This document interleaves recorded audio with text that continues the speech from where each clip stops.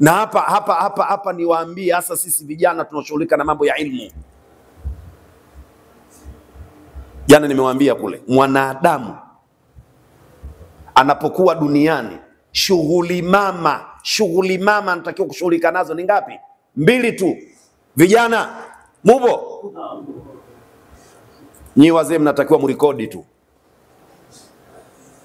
Habari zimeisha, hamna jambo. Mwanadamu kijana akiwa duniani, shughuli kuu za kuhangaika nazo ni ngapi?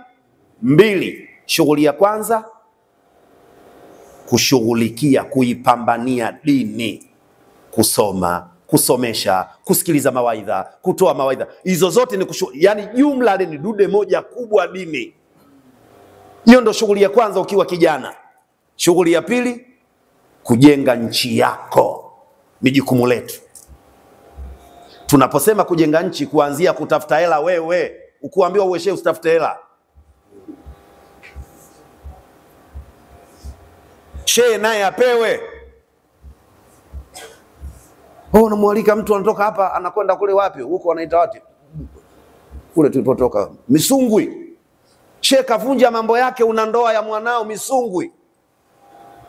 Unamuweka, ukimaliza inshallah shehe atakulipa. Kwanza hela. Semeni mashehe. Dua ni kitu cha pili. Mungu kataja kitu cha kwanza, Mtume kasema kitu cha kwanza tulipane. Dua mbele. Sheikh Malekela, Habib, kwanza hela. Mtume anawaambia maswahaba, man asda ilaikum ma'rufa. Sikiliza lugha ya Mtume. Hiyo fa ndio imaliza kila kitu hiyo. Haikuja tu hapo imekaa.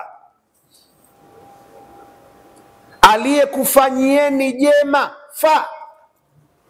mara moja huyo mtu mlipeni, kwanza alipwe. Dua lini? Fa illam tajidu, sharti hiyo fa illam tajidu ma tukafiunahu, mkikosa hamna cha kumlipa, ndio fadula, yani spare tile, ndio dua.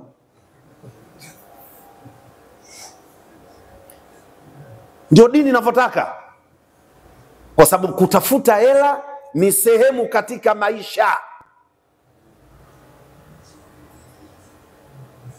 Na ujana ndio kila kitu kwenye ujana. Tusome, tusomeshe, tutafute watoto kwenye ujana. Na ndio maana hakuna mzee aliambiwa aoe. Soma Qur'ani, soma hadithi. Huwezi kuona mzee anaambiwa kaoe, hamna. Mzee kuoa ni mimbabi famanitura, au famimbabi fa illam tajidu maa.